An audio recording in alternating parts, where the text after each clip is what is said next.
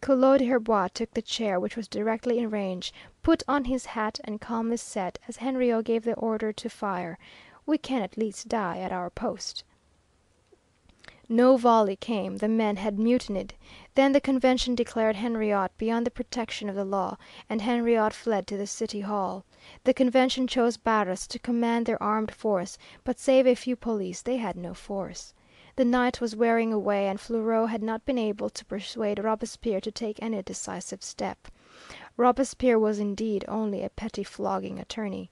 At length he consented to sign an appeal to arms. He had written 2 letters of his name, Roh, when a section of police under Barras reached the City Hall. They were but a handful, but the door was unguarded. They mounted the stairs, and as Robespierre finished the O, one of these men, named Merda, fired on him, breaking his jaw. The stain of blood is still on the paper where Robespierre's head fell. They shot Couthon in the leg. They threw Henriot out of the window into a cesspool below, where he wallowed all night, while Les Bas blew out his brains. The next day they brought Robespierre to the Convention, but the Convention refused to receive him. They threw him on a table where he lay, horrible to be seen, his coat torn down the back, his stockings falling over his heels, his shirt open and soaking with blood, speechless, for his mouth was filled with splinters of his broken jaw. Such was the man who the morning before had been dictator and master of all the armies of France. Couthon was in little better plight.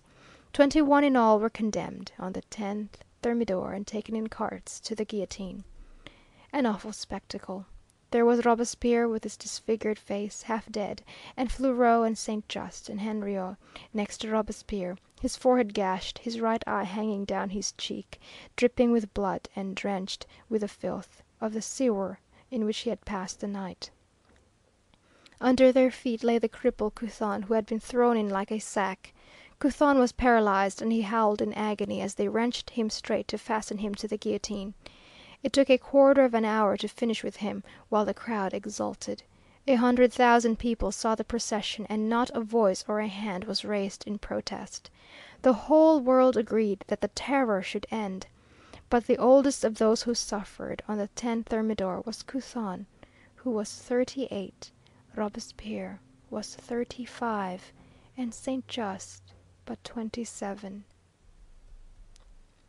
So closed the Terror with the strain which produced it.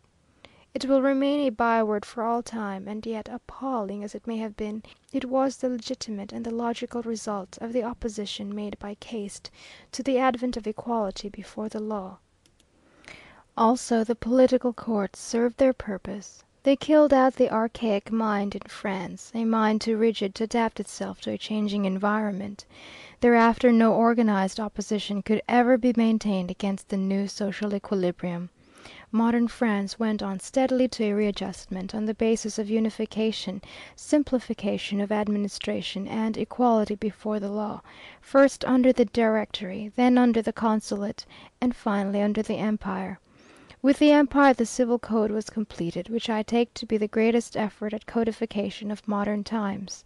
Certainly it has endured until now. Governments have changed. The Empire has yielded to the monarchy to the Republic to the Empire again, and that once more to the Republic, but the code which embodies the principle of equality before the law has remained. Fundamentally the social equilibrium has been stable. And a chief reason of this stability has been the organization of the courts upon rational and conservative principles. During the Terror France had her fill of political tribunals. Since the Terror French judges under every government have shunned politics and have devoted themselves to construing impartially the law. Therefore all parties and all ranks and all conditions of men have sustained the courts. In France, as in England, there is no class jealousy touching the control of the judiciary. End of chapter 5. Political Courts.